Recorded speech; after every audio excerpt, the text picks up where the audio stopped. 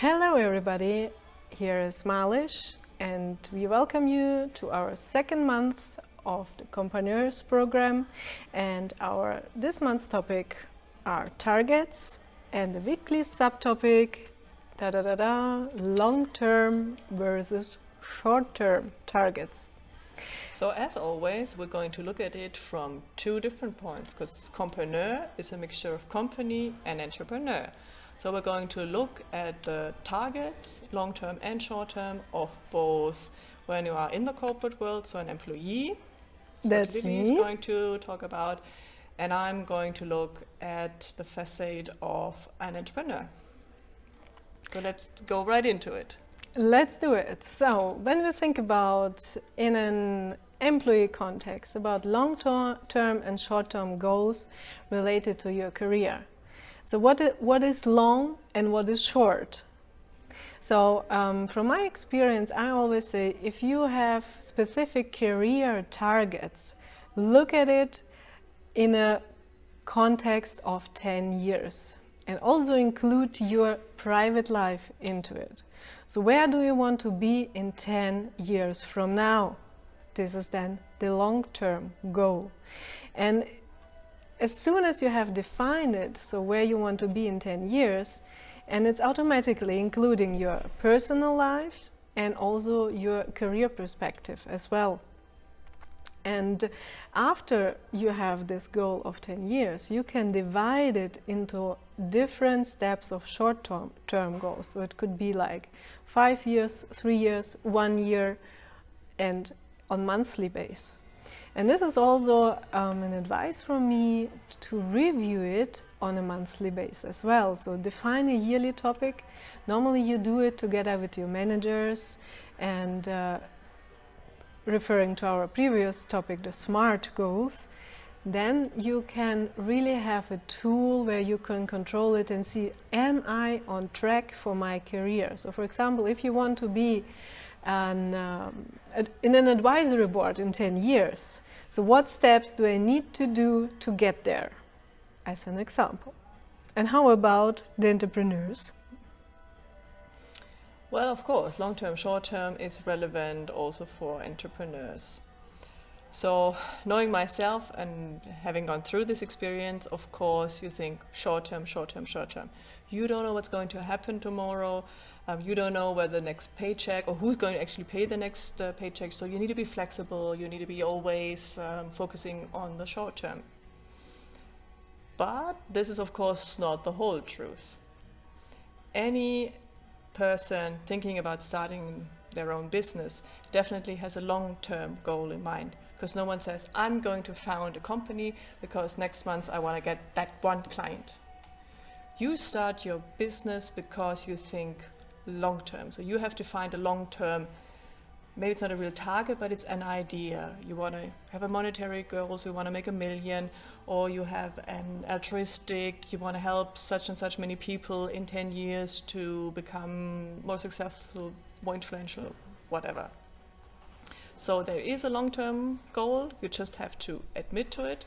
And from there, it's basically very much the same. You can then break it into subtopics, so to say. So I don't know, like, I'm personally not managing on a monthly micromanagement level, not planning everything out, because yes, you definitely need a degree of flexibility, but still having a plan, breaking it down, one of the most important things, because only if you have a target and especially know where the money could come from, you can actually work towards that avatar customer, that project, entering this in this country, for example. Yes, and so to give you a practical example of long-term versus a short-term goal from a career perspective.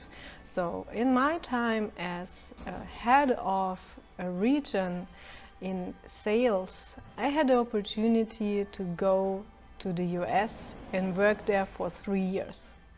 So it was in a time when the US market was the main focus of the company where I was working for, and they said, Lilli, you have to go there, build up the team and stay there for 3 years.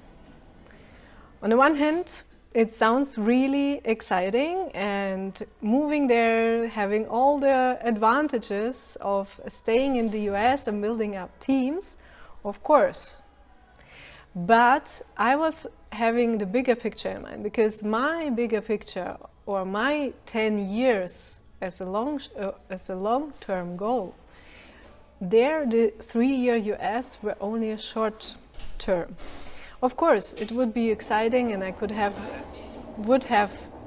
a great time there. But taking under consideration and also knowing the company, I understood that this is only a really short-term goal or thing you can achieve, because, of course, the focus of the company to the US market would shift within a year, and everything which will go wrong and which will not work out in the US would be my responsibility at the end of the day. So you didn't take the job? I didn't take the job. Honestly speaking, everybody could not understand it. Even my manager at that time, they were looking at me and saying, "Why don't you do that?" But for me it was really clear, so having my 10-year long-term goal in mind, it has no sense. I better go there and do trainings on a monthly base or on a bi-monthly base, and knowing that the people will wait for me and really work with me, instead of going there, staying for 3 years, wasting my time, wasting money of the company without having a real impact on that. So this is how really keep your long-term goal always as the main thing to achieve, and make your decisions on a short-term base, on a strategical way. Would you say that you need, as you said before, you have to keep in mind all the financial aspects, but of course you don't know today what investment you need to make maybe next month, but how can you handle it? You go with the flow.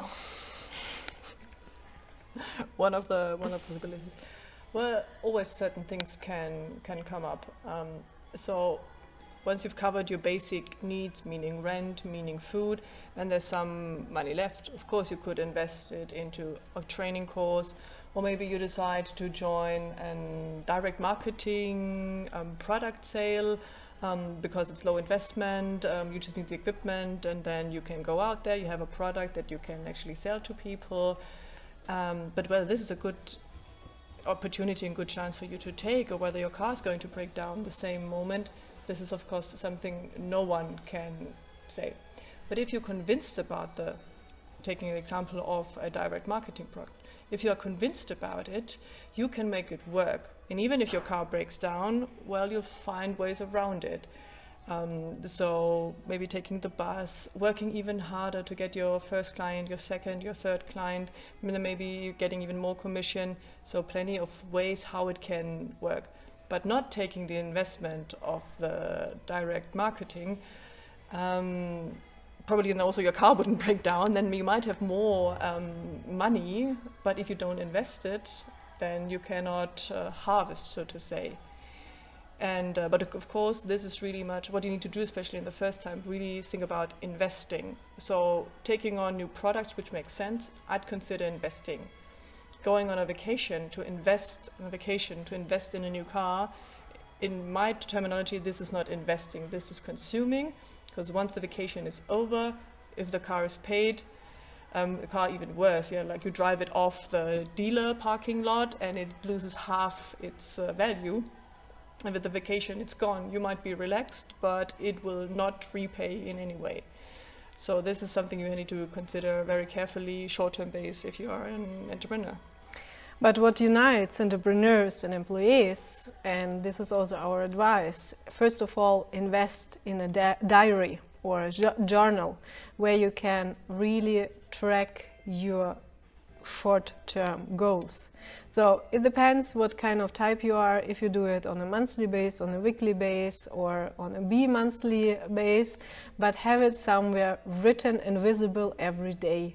So put it, if you are in an office, put your KPIs and also your personal long-term, short-term goals on a paper and put them in front of you or on a wall where you can see them daily.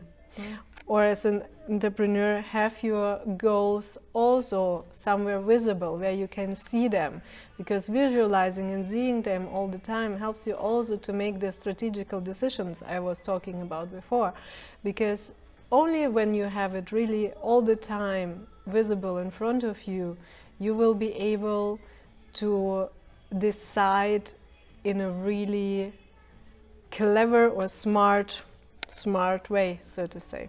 Would you agree? Definitely. And I would also involve someone. So you do not necessarily need to spill out all your secrets of your company or your career plans. But still, if you involve someone that you can trust, or there can be like a accountability partner who also reminds you every now and then, saying, well, how's it going with your business plan? Well, how far are you along the career ladder? Didn't you want to retire in 5 years? Don't you think you should speed up?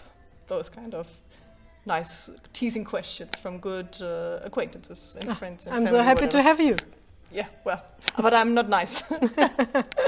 But it's not a matter of being nice, it's the matter of really having somebody who's asking these questions and who's really asking the uncomfortable questions, because only then you can develop and you can go the steps further. So, what to take out of it? Short-term goals bring you to the long-term goal, and if you track them down on a bi-monthly, monthly, weekly base, depending on your personality, then you can definitely make sure that you will reach them. If you have trouble defining your targets, long and short term, start or visualize again, what is your why? Why are you doing it? And then you can also look at your targets. And of course, if you need support, you can always contact us and join our Compagneurs program.